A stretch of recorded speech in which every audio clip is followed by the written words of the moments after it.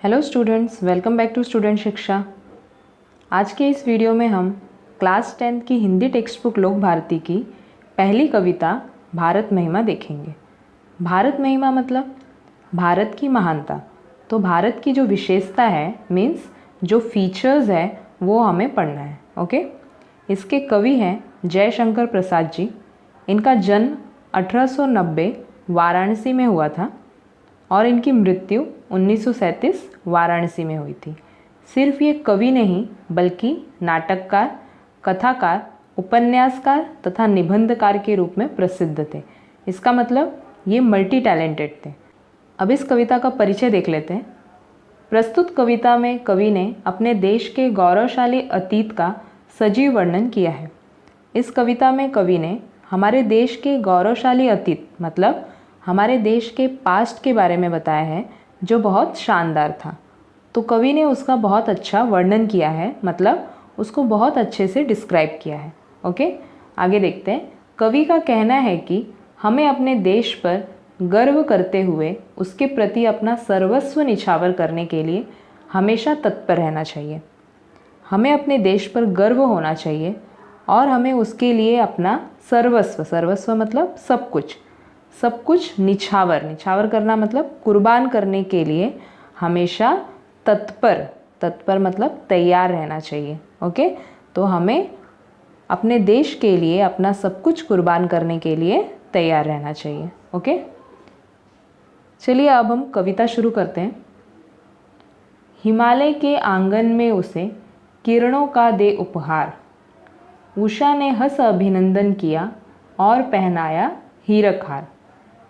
कवि यहाँ भारत देश का गुणगान करते हुए कहते हैं कि हिमालय के आंगन में उसे किरणों का दे उपहार। हमारा देश हिमालय की गोद में बसा हुआ है, यानी कवि कहना चाहते हैं हमारा यह भारत देश हिमालय के आंगन के समान है। हर दिन सूरज सबसे पहले अपनी किरणों का उपहार यानी भेंट, हिंदी में भेंट और इंग्लिश में क्या बोलेंगे, गिफ्ट। तो यहाँ पर आपके समझने के लिए हिंदी और इंग्लिश में मीनिंग लिखा हुआ है। रेड कलर में हिंदी में लिखा है और ब्लू में इंग्लिश में लिखा है। तो उपहार मतलब क्या होता है, भेंट, गिफ्ट। तो हर दिन सूरज सबसे पहले अपनी किरणों का उपहार यानी भेंट हिमालय के आंगन मतलब भारत को ही देता है। ओके। उषा ने हंस अभिनंदन किया और पहनाया हीरक हार। उषा मतलब सुबह, अभिनंदन मतलब स्वागत करना, वेलकम करना। हीरक हार मतलब हीरो का हार, डायमंड नेकलेस। ओके, उषा ने हंस अभिनंदन किया और पहनाया हीरक हार। जब सूरज हर दिन भारत को सूर्य की किरणों का उपहार देता है यानी गिफ्ट देता है, तब ऐसा लगता है मानो हंसकर उषा यानी सुबह भारत भूमि का अभिनंदन मतलब स्वागत कर रही हो। सूरज की पहली किरणें जब हिमालय की सफ़ेद बर्फ पर पड़ती हैं तो वह हीरे के समान चमकने लगता है। तो ऐसा लगता है जैसे उषा ने मतलब सुबह ने भारत को हीरो का हार पहना दिया हो। ओके, आगे देखते हैं। जगे हम लगे जगाने विश्व, लोक में फैला फिर आलोक, व्योमतम पुंज हुआ तब नष्ट, अखिल संस्कृति हो उठी अशोक। कवि कहना चाहते हैं जगे हम यानी सबसे पहले हम जागे फिर हमने दुनिया को जगाया। यानी कवि के अनुसार सबसे पहले भारत देश में लोगों ने ज्ञान प्राप्त किया और ज्ञानी बने। लगे जगाने विश्व, फिर हम भारतवासियों ने पूरे विश्व में ज्ञान को फैलाया। लोक में फैला फिर आलोक, लोक मतलब संसार, वर्ल्ड, आलोक मीन्स प्रकाश, लाइट। लोक में फैला फिर आलोक, जब सारे संसार में ज्ञान का प्रकाश फैला तो उस ज्ञान के प्रकाश से सारा संसार प्रकाशित हो गया। ओके, व्योमतम पुंज हुआ तब नष्ट। व्योम मीन्स आकाश, स्काई, तम मीन्स अंधेरा, डार्कनेस, पुंज मतलब समूह, ग्रुप, और नष्ट मतलब समाप्त, फिनिश। तो व्योमतम पुंज हुआ तब नष्ट, ऐसा करने से आकाश में फैला हुआ अंधकार यानी संसार में फैला हुआ अज्ञान दूर हो गया, खत्म हो गया। अखिल संस्कृति हो उठी अशोक। अखिल मतलब संपूर्ण, एंटायर। संस्कृति संसार, वर्ल्ड। अशोक, अशोक मतलब दुख से दूर, दुख से दूर मतलब खुश होना, हैप्पी। ओके, सो अखिल संस्कृति हो उठी अशोक, और ऐसा होने से सारी दुनिया के सभी दुख दूर हो गए। ओके, चलिए आगे देखते हैं। विमल वाणी ने वीणा ली, कमल कोमल कर में सप्रीत। सप्त स्वर सप्त सिंधु में उठे, छिड़ा तब मधुर साम संगीत। कवि कहते हैं विद्या की देवी माँ सरस्वती की कृपा सबसे पहले भारत देश पर ही हुई। तो विमल वाणी ने वीणा ली। विमल मतलब पवित्र, साफ, क्लीन, प्योर। वाणी मतलब आवाज़, वॉइस। वीणा मतलब म्यूज़िकल इंस्ट्रूमेंट होता है, जैसा कि हम सरस्वती माँ के हाथों में देख रहे हैं। ओके, सो विमल वाणी ने वीणा ली, विद्या की देवी सरस्वती माँ ने कमल कोमल कर में सप्रीत। कर मतलब हाथ, हैंड। सप्रीत मीन्स प्रेम के साथ, विथ लव। कमल कोमल कर में सप्रीत यानी सरस्वती देवी ने प्रेम के साथ अपने कमल जैसे कोमल हाथों में वीणा उठाई। सप्त स्वर सप्त सिंधु में उठे। सप्त स्वर मतलब 7 स्वर, सा रे गा मा प ध नि। सप्त सिंधु मतलब 7 नदियाँ, 7 रिवर्स। सिंधु, रावी, सतलुज, झेलम, सरस्वती, चेनाब, व्यास।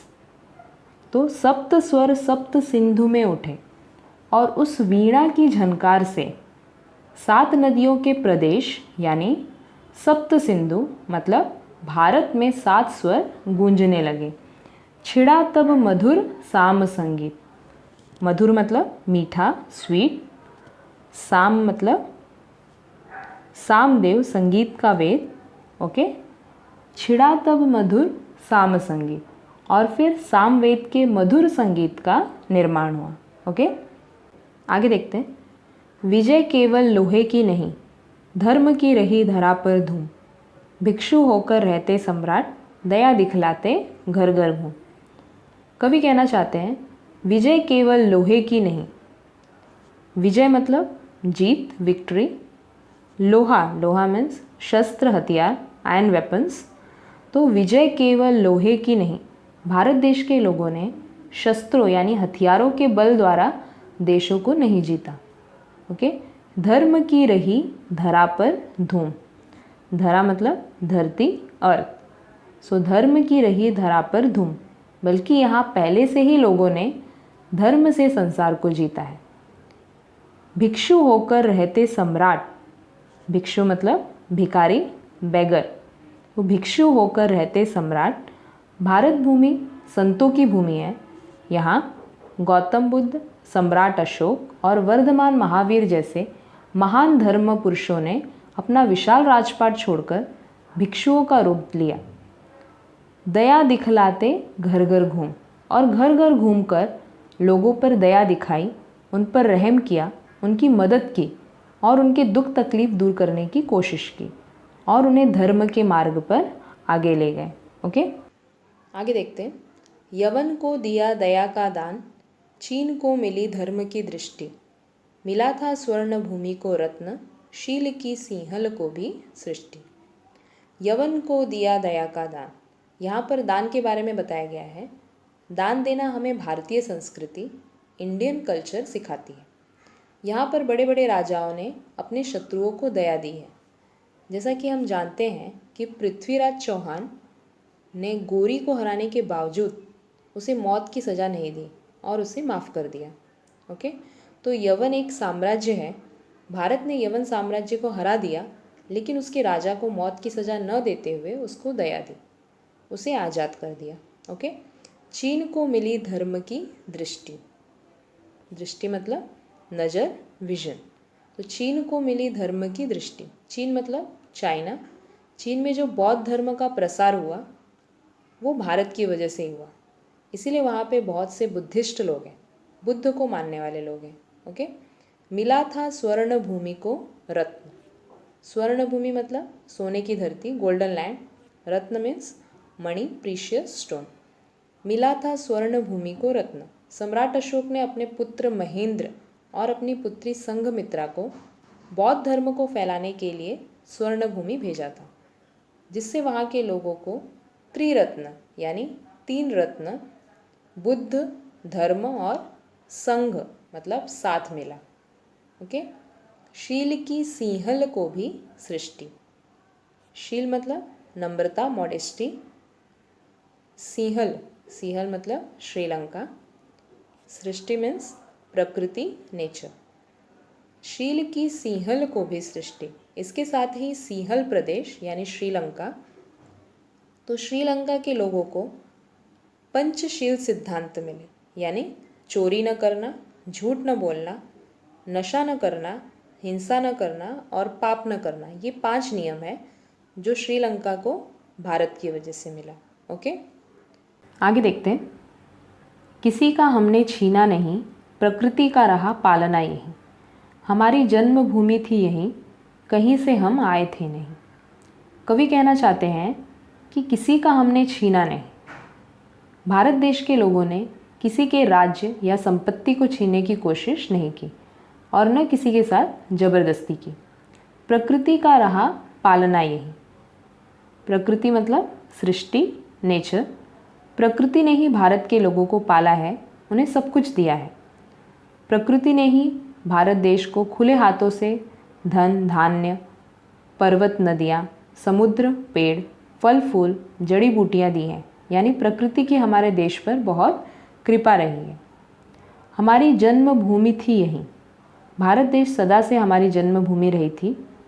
हम किसी और देश से नहीं आए थे, कहीं से हम आए थे नहीं। हम कहीं बाहर से किसी और स्थान से आकर यहाँ नहीं बसे हैं। हमारा जन्म भारत भूमि में हुआ है और हम इसी देश की संतान हैं। ओके, आगे देखते हैं। चरित थे पूत, भुजा में शक्ति, नम्रता रही सदा संपन्न। हृदय के गौरव में था गर्व, किसी को देख न सके विपन्न। चरित थे पूत। चरित मीन्स चरित्र, कैरेक्टर। पूत मीन्स संतान, चिल्ड्रन। चरित थे पूत। भारत देश के लोगों का चरित्र हमेशा से ही पवित्र रहा है। भुजा में शक्ति। भुजा मतलब बाजू, बाह, आर्म्स। भुजा में शक्ति, हमारी भुजाओं में यानी हाथों में बहुत ताकत रही है। नम्रता रही सदा संपन्न। संपन्न मतलब संपूर्ण, कंप्लीट। तो वीर तथा बहादुर होने के बाद भी हमने लोगों के साथ नम्रता दिखाई, मतलब किसी के साथ हमने बुरा व्यवहार नहीं किया। हृदय के गौरव में था गर्व। हमें अपने कार्यों की वजह से हमेशा से हमारे हृदय में गर्व रहा है। किसी को देख न सके विपन्न। विपन्न मतलब गरीब, पुअर। भारत देश के लोग कभी किसी को दुख या कष्ट में नहीं देख सकते। दुखी गरीबों की सेवा करने के लिए ही हम भारतीय हमेशा तैयार रहते हैं। ओके, आगे देखते हैं। हमारे संचय में था दान, अतिथि थे सदा हमारे देव। वचन में सत्य, हृदय में तेज, प्रतिज्ञा में रहती थी टेव। हमारे संचय में था दान। संचय मतलब एकत्रित करना, इकट्ठा करना, कलेक्शन। हमारे संचय में था दान। भारतवासी अगर धन संपत्ति इकट्ठा करके रखते थे, कलेक्ट करके रखते थे या जमा करके रखते थे, तो ज़रूरतमंदों को दान देने के लिए करते थे। अतिथि थे सदा हमारे देव। अतिथि मतलब मेहमान, गेस्ट। अतिथि थे सदा हमारे देव। मेहमानों को भगवान की तरह हमारे भारत देश में माना जाता था। हमने उनके स्वागत, आदर सत्कार में कभी कोई कमी नहीं रखी। ओके, वचन में सत्य, हृदय में तेज। वचन मतलब बोली, प्रॉमिस। तेज, तेज मीन्स चमक, ग्लो। तो वचन में सत्य, हृदय में तेज। भारत के लोग हमेशा सच बोलना अपना धर्म मानते थे। हमारी बातों में हमेशा सच्चाई थी और हमारे दिल में हमेशा सत्य का तेज यानी चमक थी। प्रतिज्ञा में रहती थी टेव। प्रतिज्ञा मतलब कसम, कसम लेना, प्लेज। टेव, टेव मतलब आदत, हैबिट। तो प्रतिज्ञा में रहती थी टेव। भारतवासी हमेशा अपनी प्रतिज्ञा पर अटल रहते थे, यानी हमेशा अपनी प्रतिज्ञा पूरी किया करते थे। और भारत के लोग प्राण जाए पर वचन न जाए, इस बात को हमेशा मानते हुए अपना काम करते थे। ओके, आगे देखते हैं। वही है रक्त, वही है देश, वही साहस है, वैसा ज्ञान, वही है शांति, वही है शक्ति, वही हम दिव्य आर्य संतान। वही है रक्त, रक्त मतलब खून, ब्लड। वही है रक्त, आज भी हम भारतीयों की नसों में अपने महान पूर्वजों का खून बह रहा है। वही है देश, आज भी हमारा भारत देश वैसा ही है। वही साहस है, साहस मतलब हिम्मत, डेयरिंग। आज भी भारतीयों में वैसा ही साहस है, वैसी ही हिम्मत है। वैसा ज्ञान, आज भी भारतीय ज्ञान के क्षेत्र में सबसे आगे हैं। वही है शांति, आज भी हम पहले की तरह शांति की पूजा करते हैं, यानी किसी के साथ लड़ाई झगड़ा करना नहीं पसंद करते। वही है शक्ति, शक्ति मतलब ताकत, पावर। हम भारतीयों के अंदर आज भी वैसी ही शक्ति है। वही हम दिव्य आर्य संतान, दिव्य मतलब पवित्र, डिवाइन। हम उन्हीं आर्यों की दिव्य संतान हैं, यानी हम अपने महान पूर्वजों की महान संतान हैं। ओके, आगे देखते हैं। जिए तो सदा इसी के लिए, यही अभिमान रहे यह हर्ष, निछावर कर दे हम सर्वस्व, हमारा प्यारा भारतवर्ष।